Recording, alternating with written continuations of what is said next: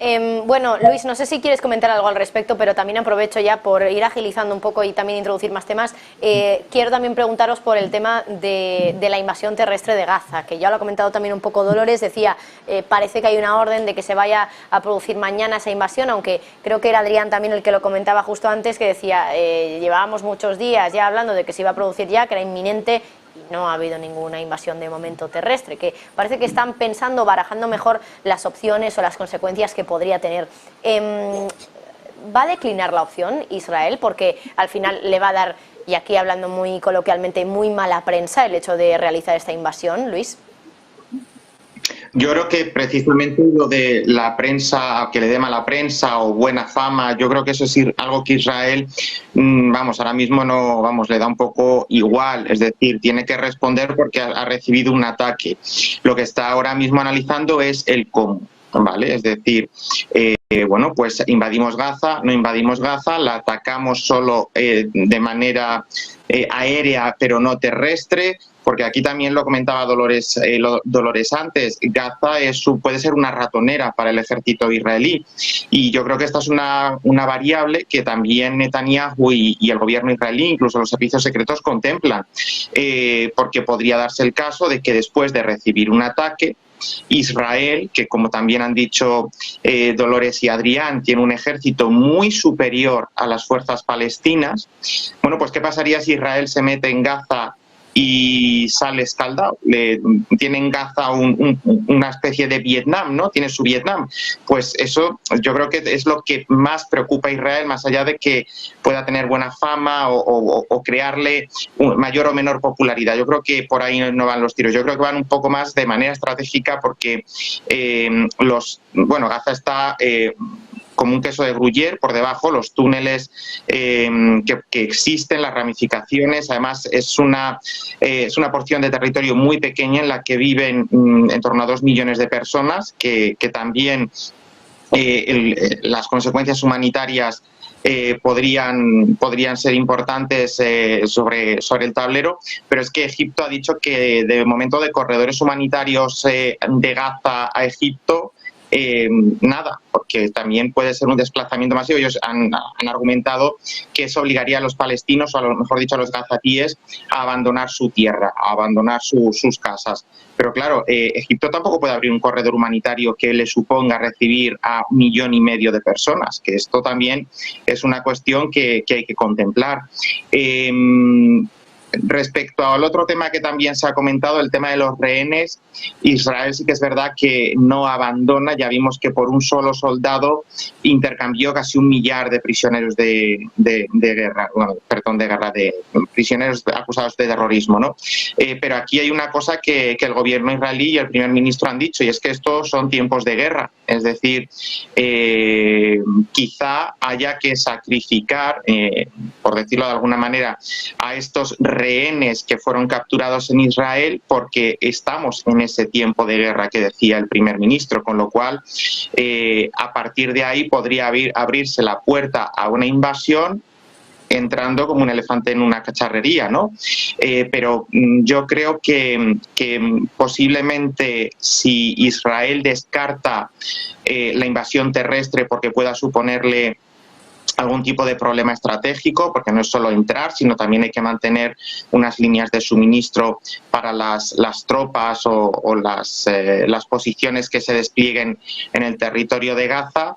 También hay que asegurar ciertos controles y hay que establecer una serie de cuestiones logísticas que no se pueden dejar al aire, ¿no? En todo caso, excluyendo esa opción o esa operación terrestre, Israel llevaría a cabo una no invasión aérea, pero sí ataques selectivos, en todo caso, contra posiciones de Hamás. Sí que es verdad que, como decía, es una zona muy densamente poblada, y eso pues va a suponer lo que en términos bélicos se llama daños colaterales, que dicho de una manera más real, pues son víctimas civiles, ¿no? Eso sí que hay que también tenerlo en cuenta, ¿no? Pero que Israel va a responder atacando Gaza, eso está claro.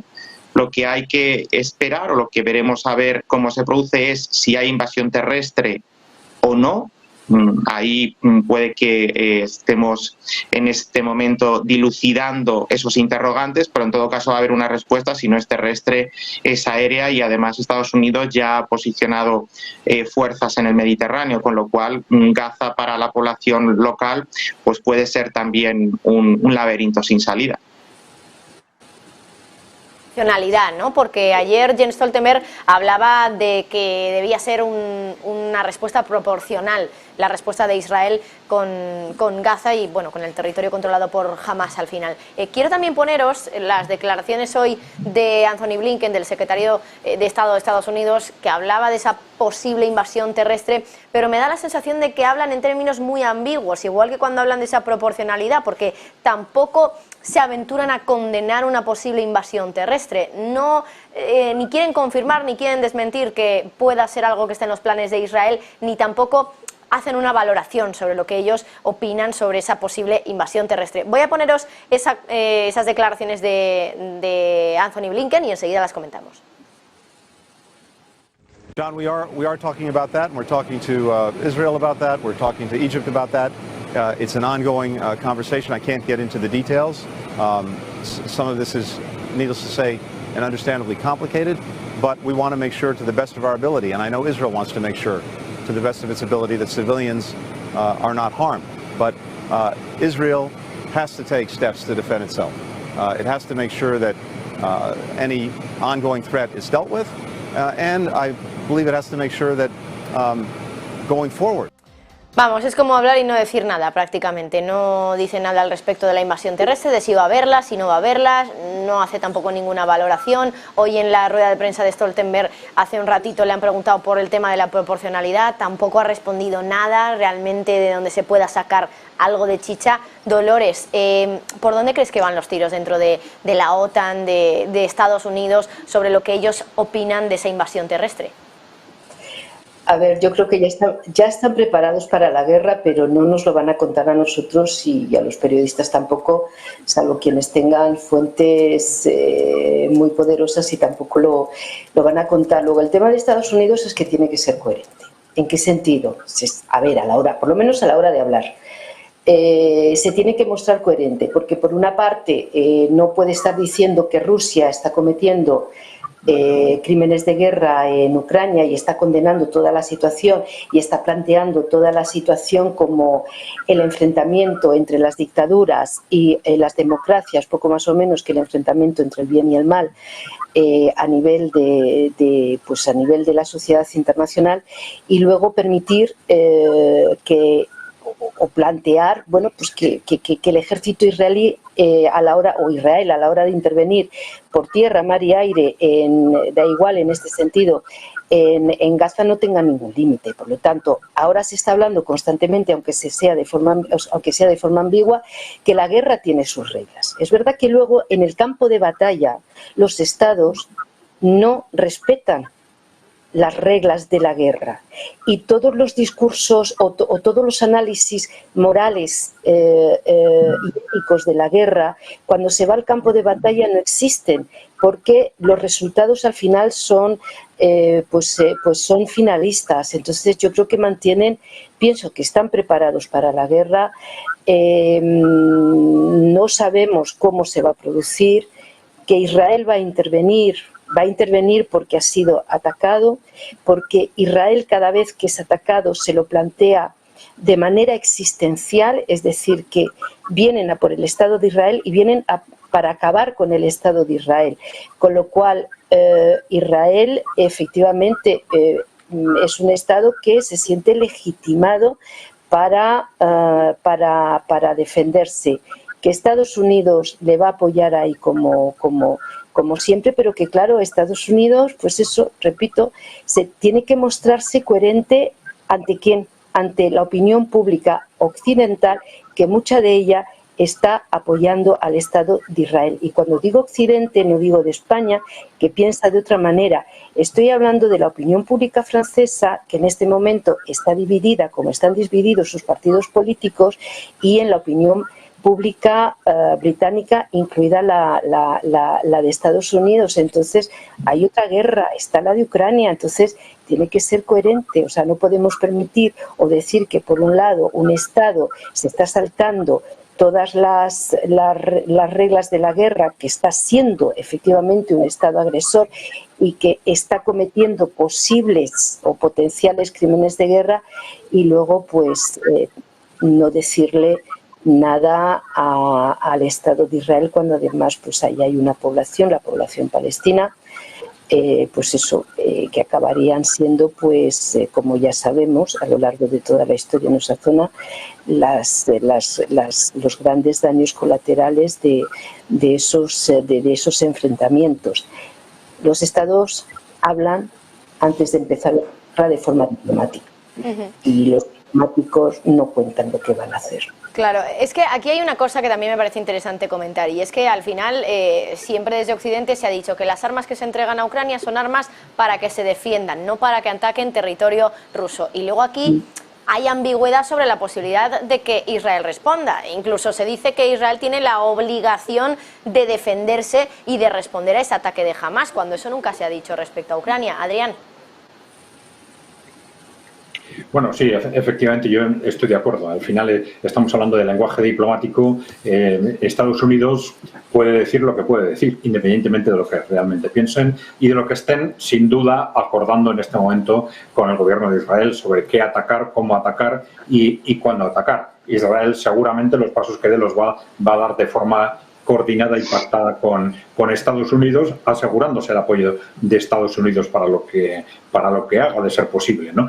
Pero una cosa es efectivamente lo que se dice o lo que se puede decir, y otra cosa, pero claro, ese instrumento de que, bueno, yo confío en ellos, les doy las armas, pero confío en que van a actuar de forma profesionalmente, pues bueno, es un instrumento dialéctico que les sirve para cubrirse, pero que no tiene mayor significación, creo yo, ¿no?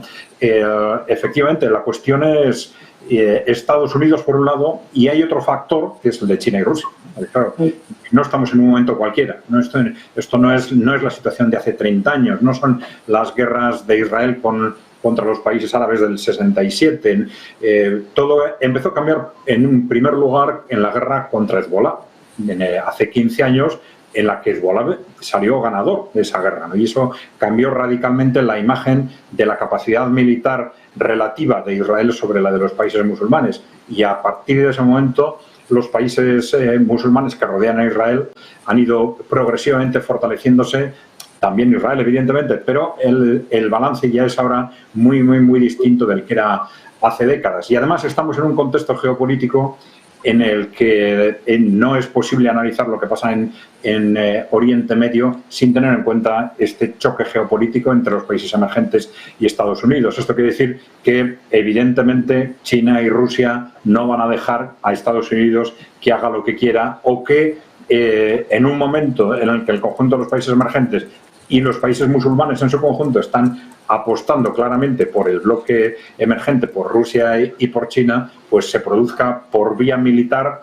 un desplazamiento, un reposicionamiento de Estados Unidos. Si Estados Unidos lo intenta, va a haber una respuesta, sin ninguna duda, por parte de Rusia o de China a través de una u otra vía. Yo me imagino que todas las partes van a estar midiendo los pasos de la otra. Irán, Hezbollah, Siria, estarán mirando a ver cómo evoluciona primero la relación entre Israel y Hamás, y en la medida en que Israel dé determinados pasos, pues ellos van a saltar, sin ninguna duda.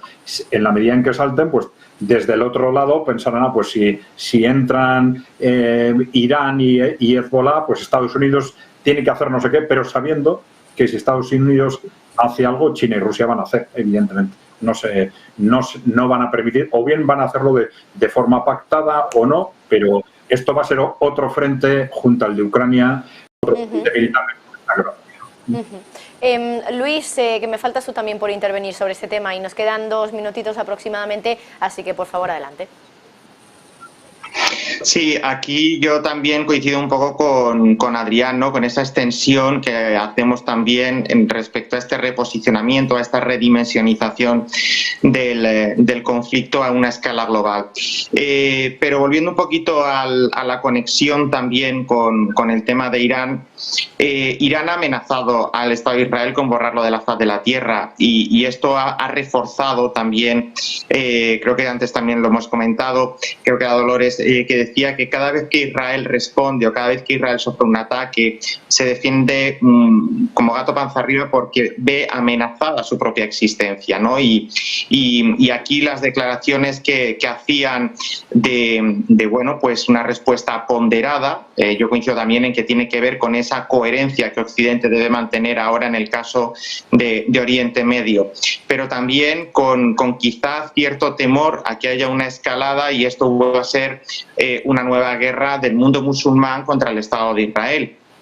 Y aquí sí que tendríamos realmente un conflicto. Por eso yo creo que están marcando muy bien o intentando evitar que Irán entre de lleno, porque bueno, a día de hoy, lo decía antes, de momento no hay pruebas de que Irán haya participado en la preparación de los actos terroristas que se cometieron contra Israel por parte de Hamas, lo cual quizá no excluya que sí que tuvieran conocimiento de que eso se estaba preparando y de una manera u otra, bueno, pues pudieran asesorar, por decirlo de alguna manera, o incluso con cierta connivencia, bueno, pues, permitir o incentivar o estimular que se pudieran llevar a cabo, ¿no? Es decir, una cosa es que no se participe y otra cosa es que que se supiera, por supuesto no iban a decir nada, pero con esa connivencia por parte de Irán, pues se pudiera incluso suministrar alguna información sensible. Bueno, de alguna manera Irán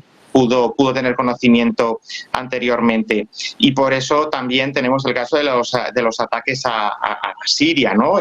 Un poco quizá de manera anticipada ante ese posible suministro que pueda haber entre Siria e Irán. También hay que recordar que Siria para nada es un país estable, que llevamos bastantes años con un conflicto ahí latente, es decir, es otra carta más al mazo que tenemos de conflictos en una región que ya de por sí es bastante virulenta y bastante conflictiva. Y yo creo que durante esta semana, o lo que queda de semana y quizá a principios de la que viene, ya vamos a tener realmente todas las claves para poder entender cuál va a ser, por lo menos en una primera fase, la respuesta de Israel, con qué aliados, entre comillas, o con qué sensibilidades cuenta, y también vamos a ver hasta qué punto los aliados tradicionales de Hamas y de Hezbollah responden de manera solidaria a esa defensa que pueda producirse por parte del gobierno de Hamas en Gaza, que no es el gobierno de la Autoridad Nacional Palestina. Recordemos que la capital y todo el gobierno de la Autoridad Nacional Palestina está en Cisjordania, con lo cual también vamos a ver o podemos ver, que esto también yo creo que es interesante, qué tipo de relación, porque Hamas ha sido un competidor tradicional de las fuerzas de Mahmoud Abbas, de la Autoridad Nacional Palestina, con lo cual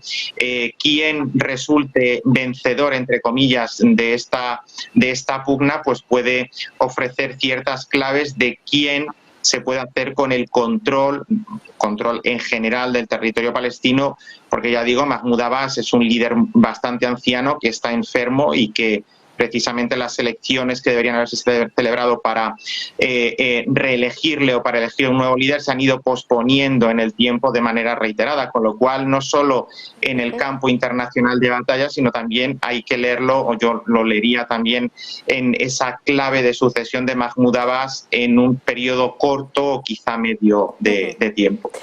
Bueno, pues nos quedamos sin tiempo, pero se me quedan muchos temas por comentar también con vosotros, una pena. Luis, Rodrigo de Castro, Adrián, Celaya, Dolores Rubio, muchísimas gracias a los tres por estar un día como hoy aquí en Negocios Televisión, festivo en España, lo insisto, porque al final es un esfuerzo que se hace, así que muchísimas gracias por estar aquí. A vosotros, buenas tardes.